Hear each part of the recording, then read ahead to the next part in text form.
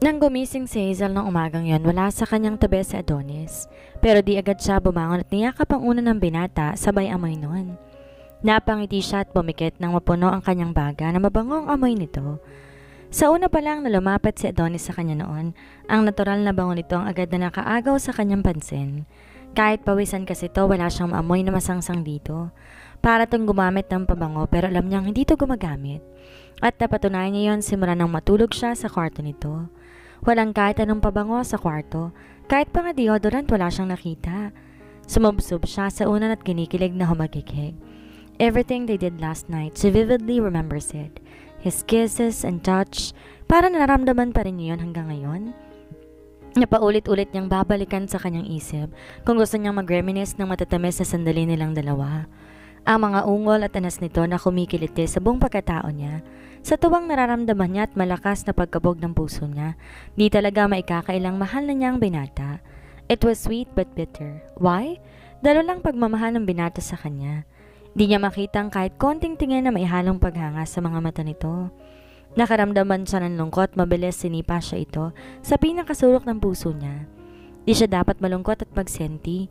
Di ba't nangako siya na gagawin niyang lahat para makuha niya ang binata at papanindigan niya ito.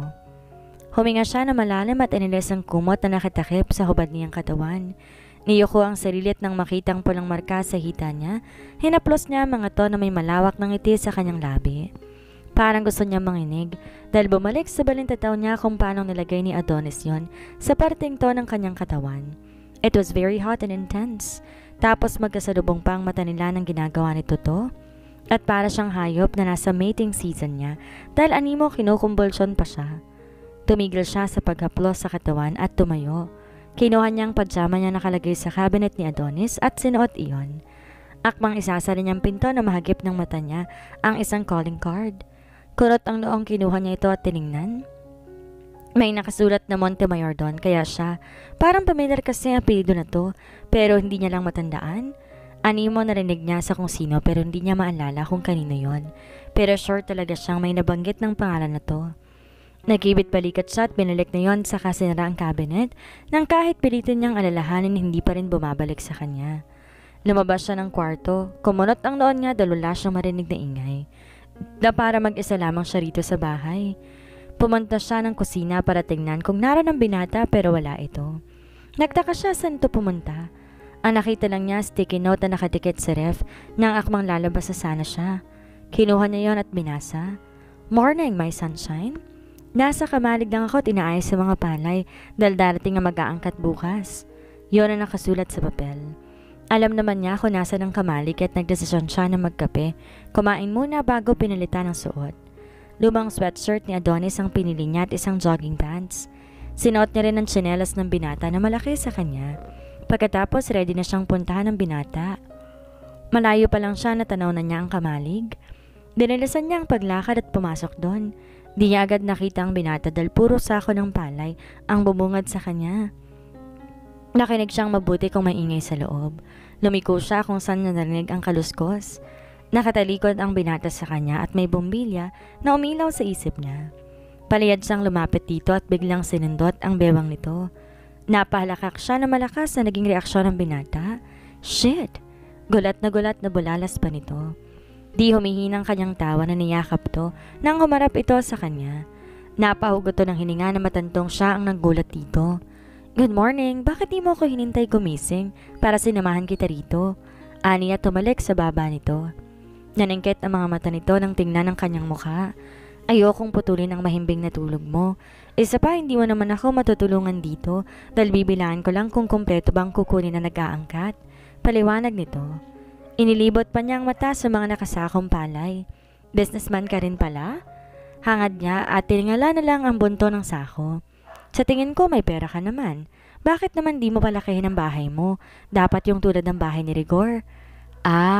Wala sa plano ko mag-asawa at magkaroon ng anak, kaya't wala sa isip kong pa-renovate ang bahay. Pero baka sa darating ng araw maisipan ko ipaayos. Kung mag-a-apply ka bilang asawa ko, palalakihin ko ora mismo. Kumendat to sa kanya dahilan para mamula ang pisngi niya. Hindi niya napigilan na kumabog ang puso niya sa sinabi nito. Hindi niya kasi mahulaan kung nagbibiro ba ito o seryoso lang at nakangiti lamang ito. Tinitigan niya ito na may pag-asam na lumukob sa puso niya. Sana ito ang totoong saloobin ng binata. Papasaba ako kung mag-a-apply ako? Ginawa na lang niyang biro ang kaba niya at baka mapansin ito ang kakaibang nararamdaman niya. Teka, tinignan siya nito mula ulo hanggang paa. At gumisi. Papasa ka naman bilang asawa ko. Pero bago ka pag-apply, dapat matutunan mo muna lahat ng gawaing bukid at mamaster mo na ang pagluluto at paghuhugas. Hanggang ngayon kasi, nahuhuli kitang lumuluha kapag naghuhugas ka. Hindi Noong unang beses lang naman na naghugas ako umiyak pero ngayon hindi. Nakasimangot na asik niya dito at tinawanan lamang siya nito. Tsaka, ang hirap naman maging asawa mo eh. Kailangan ko pa talagang maging magaling na magsasaka bago mo ako pakasalan. Dapat lang naman, no? Para may kasama ko sa bukid. Nakangising wika nito kaya umingo siya. Pero nakita ko na umiyak ka no isang araw. Pagpapatuloy na giit nito. Biglang nagka-ideya siya kung ano ang tinutukoy nito. Yun ay na naghugas siya na nakaraan. Hindi ako umiiyak doon. Natalsikan ng tubig ang mukha ko kaya akala mo lamang ay luha yun. Huwag ka nga mag-conclude. Na makitang parang dito na naniniwala na iinis na kinurot niya ang tiyan nito. Kung magpapatuloy pa tong igiit na umiyak siya, hindi niya na alam kung paano sasabing nagkakamali ito. Di talaga niya to matatalo pagdating sa asaran. Lokot ang mukhang tinulak niya ito. Pagkatapos dinuro niya na ilang beses ang may dibdib nito. Gawin mo na ako ng trabaho mo rito. Pupunta ako saglit sa bahay ni Bella. Bakit? Takang tanong nito at maagap na hinawakan ang kamay niya. Anong gagawin mo doon?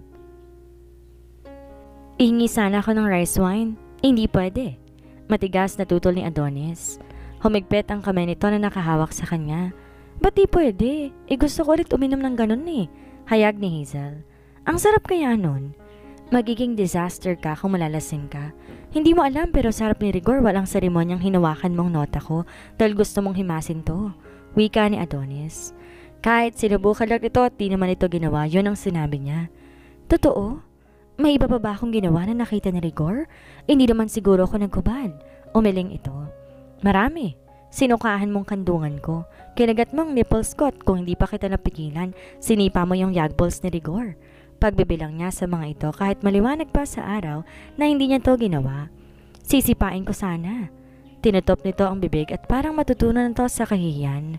Umarko ang kilay niya dahil marunong palang makaramdam ng hiya ang dalagang to. Kaya wag ka munang pumunta ron para humingi ng rice wine. Hayaan mo malimutan ni Rigor ang ginawa mo dahil baka hanggang ngayon naalala pa rin niya. Seryosong bigkas ni Adonis. Gosh, wala na ako mukhang maiharap sa kanila. Teka, nakasama natin siya sa bukid, ibig sabihin, kaya ako nahuling sumusulab siya sa akin dahil sa ginawa ko? Parang gustong mag-vanish ni Hazel dahil sa kahihiyan. Kung kay Adonis yung ginawa, okay lang. Baka biruin pa niya ito pero kung sa ibang tao... Pinanood ni Adonis na parang gusto pa nitong ibaon ang sarili sa bunton ng mga sako ng palay.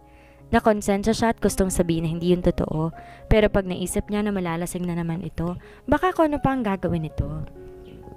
Inakbayan niya ito, kaya dito ka lang at samahan mo ako rito. Talagang dito lang ako. Adonis, nandito ka ba? Animo na buhusan ng malamig na tubig na agad nagtago si Hazel sa likod ni Adonis. Ang taong tumawag kasi sa kanya ay si Rigor, na ilang saglit lang nasa harapan na niya at nakakunot ang noo. Bakit di ka man lang sumagot? Takang tanong nito. At sino yung nagtatago sa likod mo? Sinubukan niyang umalis sa pwesto niya para lumantad si Hazel pero sumunod to sa kanya. Pasimpleng komendot siya kay Rigor kaya nagbagong anyo nito. Hazel, bakit ka ba nagtatago? Ouch! Mariing kinurot nito ang pangupo niya. Nararapat lang sa iyan. Turan ni Rigor at tinignan ng mga sako ng palay. Salip asikasuhin ng mga to kung ano-ano pa ang naisip nitong gawin. Biglang sumilip si Hazel sa likod niya. Wala kaming ginagawang kalokohan. Pagkatapos sabihin to, nagtago sa likod niya. Napailing si Rigor. Aalis na ako at mukhang di mo na kailangan ng tulong ko. Bukas ka na lang bumalik at samahan akong buhatin ng mga to. Pahabol na sabi niya nang tumalikod na to at umalis. Saka lang namaba si Hazel sa likod niya. Di ba siya nakangisi kanina na nagtatago ko sa likod mo? Hindi naman. Tugon niya, tinawakan ng kamay nito. Tinignan nito ang magkadaop na kamay nila at may ngiting gumuhit sa labi nito. Nakita pa niya ang pagkinang na mata nito, dahilan para maningkit ang mga mata niya. Tama ba nakikita niyang emosyon sa mga mata nito nang tignan nito ang kamay nila? Love? May gusto sa kanya si Hazel? Kiniling niya ang ulo at tinignan na maigi ang mukha nito. At di nga siya nagkamali sa nakikita niyang kinang sa mata nito. Hazel really loves him. Adonis stared at Hazel who was peeling at the potato.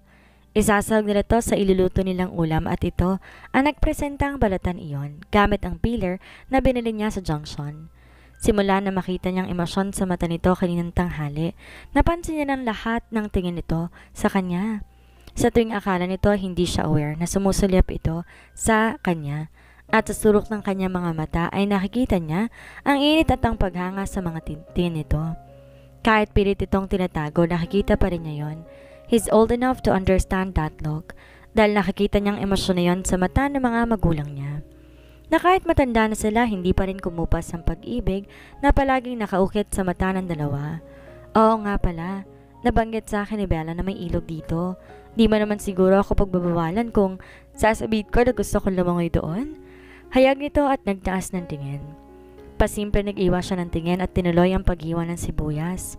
Baka pag nahuli siyang nakatingin dito, hindi niya mapigilan na magtapat dito. Malaki ang tubig ngayon sa ilog dahil palaging umuulan sa hapon. Sa susunod na lang, wika niya. Pag kasi malakas ang agos ng tubig sa ilog, baka may mangyari pa rito. Though magaling siyang lumangoy, pero mabuti na lang, nag-iingat silang dalawa. May mga maliliit na isda na po pwedeng makuha sa ilog, pero wala akong gamit. Dapat pag pumunta tayo doon, kasama natin si Rigor at ang pamilya niya para siyang kukuha ng mga isda. Bakit? Di ka ba marunong? Pilang humisi to kaya't alam niya kung ano ang tumatakbo sa utak nito. Di lang niya to sinakyan at mahinang tinampal ang noon nito. Marunong naman pero di katulad ni Rigor na magaling na talaga sa pagkuha ng isda. Isa pa sa bali namin pagsasaka rin ng trabaho ko, di nagkakaroon ng oras para manghuli ng mga isda sa ilog. Shit! Sa dami ng kasinungalingan niya sa dalaga, hindi niya alam kung mapapatawad pa siya nito. Di rin niya alam kung paano aaminin sa dalaga. Oo, naalala ko na. Bagong salta ka rin dito sa bari na to. Tumatangong saad nito. Pero bakit nga pala naisipan mong lumipat dito? Hindi ba't maganda doon sa barangay ninyo? Dahil dito ako nakabili ng sasakahin ko na hindi problema ang tubig. Ang mga bukid na nakita mo, binenta nun ng may-ari dahil nag-migrate sila sa ibang bansa. Tapos nasabi ni Rigor sa akin kaya't binili ko na habang mababa pang presyong binigay nila. Kwento niya. Kung tungkol sa bagay na to, nagsasabi siya ng totoo. Kung ganoon matatawag ka rin na mayaman dito dahil sa dami na sinasaka mo, she stated. Hindi ako mayaman dahil isang magsasaka lamang ako, tanggi niya. Pero ang sabi ni Bella sa baryong to ay ang mga taong may-ari ng malawak na bukidin ang siyang natatawag na mayaman dito. Nalilito ang bigkas nito. Isa pa, di biro ang bayad ng mga palay na binibenta mo. Hindi naman ako estupido para hindi alam ang presyo ng mga bigas. Sapat na mga yun para kaya kong bigyan ng magandang buhay magiging pamilya ko. Pero kung ang sinasabi mong mayaman ako ay malayo pa sa isang taong pwedeng tawagin ng don. You're so humble. Kung ang ibang tao ay may ganitong bukirin, maangas at mayabang na sila. Feeling nila, sa sarili nila, tinitingala na sila at nasa tuktok na sila ng bundok. Komento ni Hazel. Tatapakan nilang nakikita nilang nagihikaw sa buhay. His mouth twitched when he heard that. Kung kilala lang siya nito, baka di nito sasabihin ang mga to. She will despise him, and he is afraid that if this day will come, di niya alam paano susuyuin to. Natahimik ka na dyan. May nasabi ba akong mali? Tumaas ang kilin nito at namewang. May bigla lang ako naisip. Kailan niya at kinuhang nabalatan na patatas para hugasan. Ibahagi mo naman sa akin kung ano yung naisip mo. Biro pa nito. Huwag mong sarilihin. Iniisip ko lang kung sakaling niligawan kita at tatuklasan ko na may mga tinatago ko sa'yo, baka hindi mo ako sasagutin. Pagkatapos, siniwa ang patatas sa maliliit na piraso. Niligawan mo ako? Anas nito. Uminto siya sa ginagawa at tinignan ito. Sumeryoso ang mukha niya. Bakit ayaw mo bang ligawan muna kita bago mag-level up ang casual friend na meron tayo? Gusto mo bang manatili sa gantong relasyon na meron tayo? Hazel hiccuped after she realized what he meant. She stared at him dumbly. Her eyes widened and the racing beat of her heart pulsated. May luha din sa mata niya na hindi niya namalayan tumulo sa pisngi niya. At nang subukan magsalita, muli siyang sininok. Di niya expected ang gantong sasabihin ni Adonis sa kanya ngayon. Bigla, natigilan si Adonis at muntik mabitawan ang kutsilong hawak niya. Shit! Di niya akalaing madudulas ang dila niya. Kahit di niya diretsong inamin na may gusto siya rito, naiintindihan pa rin ito ang punto niya. Iisa lang naman ang patutunguhan kung liligawan niya ito, lalo na kung may gusto ito sa kanya. Sasagutin siya nito at magiging opisyal ang relasyon nila, and he did not expect he had to cry after realizing it. She even hiccuped and it did not stop even though he gave her water to drink. Diretso pa rin yun at di niya napigilang hagurin ang likod nito. He looks at her flustered face and he cannot help but smile.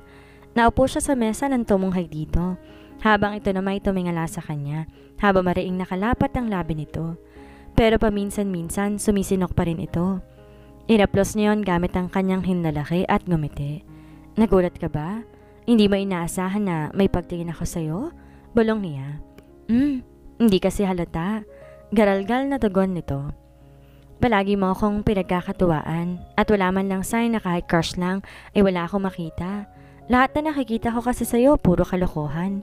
Crush? Hindi na tayo mga bata para gamitin pang salitang yan. Hazel? Bigkas niya at mahinang kinurot ang pisngi nito. Ngunit hindi ko muna sasabihin na magic word ngayon. May tamang panahon para magtapat ako sa'yo. Pero bakit? Gusto ko nang marinig eh.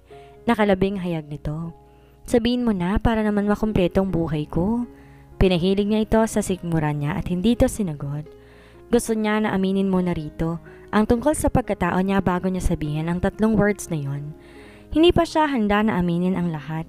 He still wants her to realize all her wrongs. Ang humingi ito ng sorry sa magulang at magbago ang pananaw sa buhay. Nanatiling yakap ito na ilang minuto bago ito maingat na binitawan.